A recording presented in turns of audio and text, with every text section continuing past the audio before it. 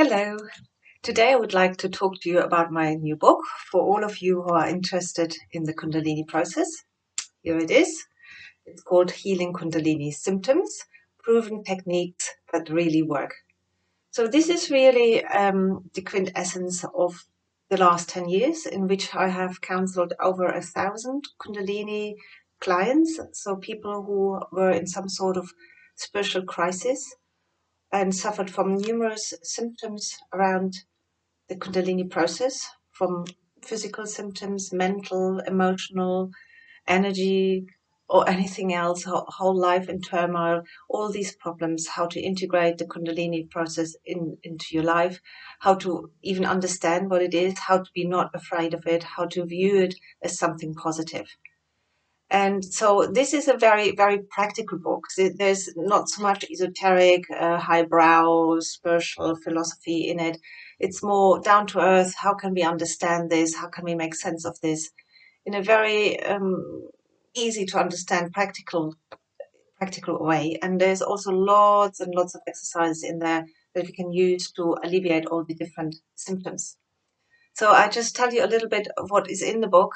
First of all, there's a chapter what it is, and I give various metaphors. For example, that before the Kundalini process, we are like a block of ice, and in the Kundalini process, this ice is melting, and this is arranged in some sort of hourglass model. So up here is the higher consciousness, and down here is our shadow mind or shadow side, and all that is frozen before the Kundalini process, or more or less frozen, and then the ice melts, and how that works, and how things like that play itself out in this process, and that it's something that one can really understand. It is not quite as mysterious and frightening as many people make it. And I also have a model where Kundalini is very decidedly a mental or a process of the mind, and much less a process of the body, that or a material thing. So I encourage people to go away from a materialistic thinking, like there's energy stuck in this tube and there's a block on a vent and it doesn't work, as if all of this is some sort of plumbing system that's kind of gone wrong, because that's not what it is. It is really about consciousness, about the content of our consciousness, about quite ordinary things as well, about the psychological issues that we have repressed that now come to the surface, memories that come up, and repressed emotions, and so forth. And so in the book is also a test that you can do to find out whether Kundalini is already active in you.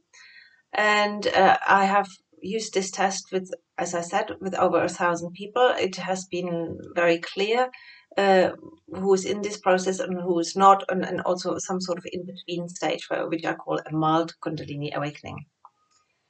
There's also a lot of descriptions of the symptoms, how it all can play out, the good ones, but in this book, I focus more on the problematic ones, because it's a book about how to overcome those. And then I talk also a lot about how to integrate this process into our life, because that's not always easy. If we have a stressful job, living in a big city, that has a lot of problems if we want to integrate this more this process into our life, because it is a process of becoming ever more spiritual, and it demands that we also change our environment to accommodate this need, this wish for more spirituality. And I found in this process very, very important to use the model of the middle way that we find in Buddhism, so that we try to walk a path that is in the middle of the extremes. And so there's various dualities where we can go wrong. For example, trying to surrender to the Kundalini completely, how some people mistakenly advise, or to desperately try to control all the symptoms. To have an approach that combines those two, that there's some sort of surrender, but also an ability to start taking control and, you know, being the boss in this process. And there's other dualities like between love and power, between total surrender to God or taking things in your own hands and, you know, taking control yourself and so forth. And so I've described the various dichotomies that people fall into, and how we can come more into a balanced middle, and which I found very, very helpful, also for myself, because I'm in this process for 41 years, and I had to learn all these things basically through groping in the dark. I had nobody who guided me. And so over the years, I have come up with a lot of understanding, and, you know, also through my own experience, what works, and that I pass on to other people. And the main method that I describe in this book, which I use with my clients, is the higher consciousness healing.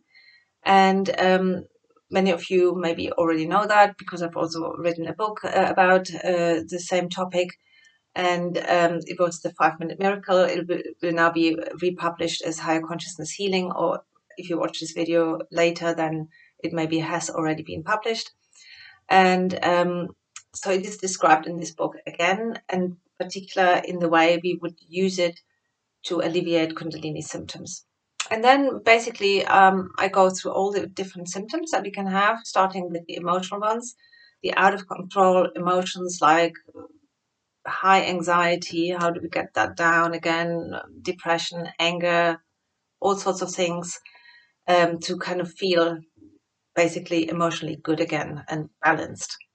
And higher consciousness healing is a wonderful tool for that. For most people, it takes a few weeks to kind of learn how to bring the emotions down. And once this process has started, usually it carries on until you have the emotions at a level where you think this is fine, I can live with that. Or, you know, alleviate them completely, like, you know, get rid of the anxiety more or less completely. And then I go to the physical symptoms. As I said at the beginning of the video, mostly physical symptoms appear as physical, but they are really in, you know, stuff that's happening in our energy body. So it's not like that we actually can have physical injury or damage or sickness. Kundalini is definitely not a disease. It is a consciousness expansion.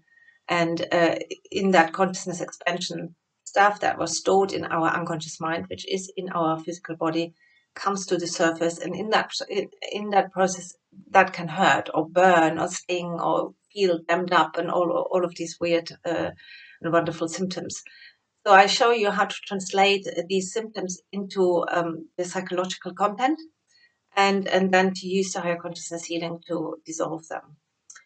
Then we also have a lot of mental symptoms, inability to concentrate, various wrong beliefs, negative thinking, and so forth. And I give tools for all of these problems as well. And the last chapter is about relationships, because one thing that I've noticed in the Kundalini process is that the relationships that are not great to us more than before.